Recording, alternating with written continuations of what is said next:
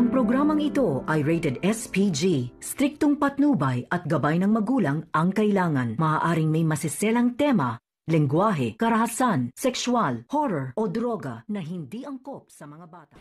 Napasundan ni Don Pepe itong si Lander Soler kung saan nakilala nila ito. Dito na nga sinabi ni Giselle na talagang kaya pala namumukhaan niya dahil ito yung dinasappoint niya nung nakaraan, nasa Cebu pa sila. Dito na talaga pinapasundan ni Don Pepe itong si Lander Soler at talagang napag-alaman nila na marami itong kaso. Talagang prosigido itong mag-ama na si Giselle at saka si Don Pepe na mahuli itong si Mr. Soler. Dito na nga nila nakita ang lahat ng mga dokumento kung saan talagang nagpapatunay na walang pera itong si Lander Soler. Agad-agad naman itong sinalubong ni Giselle si Lander Soler at talagang nag-angas-angasan pa ito pero hindi niya inaakala na alam na ni Giselle at ni Don Pepe ang lahat ng kanyang mga sikreto.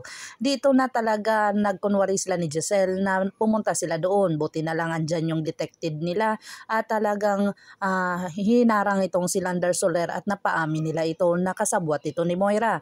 Dito na ipinagtataka ni Moira ang lahat ng kanyang mga ginagawa kung saan pinarusahan niya ang mga nurses at saka doktor. Dito nga pinaglinis niya na kung saan talagang nilabanan na siya ni Dr. Ray Meneses dahil mali ang kanyang ginagawa.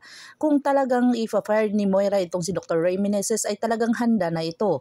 Kung hindi lang dito tungkol kay Dr. RG Tanyag ay talagang aalis na si Dr. Ray Meneses sa kanya. Dito na talaga matapang si Dr. Ray Meneses na harapin si Moira. Wala na si Moira magawa kahit CEO pa siya dito.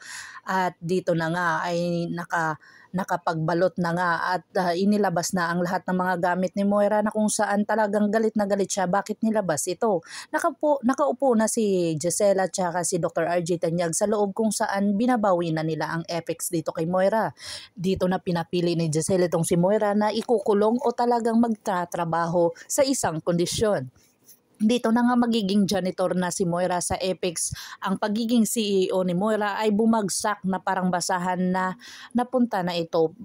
At ang trabaho niya ay naging janitorial na sa Apex. Dito na talagang wala nang magawa si Moira dahil kung hindi niya gagawin ito ay talagang ipapakulong siya ni Giselle at ni Dr. RJ Tanyag. Abangan natin ang mga susunod pa na episode nito. Ngabot kami na pangarap. If you like my story, please like, share, and subscribe para ma-update po kayo sa mga susunod pa. Yun lamang po at maraming salamat.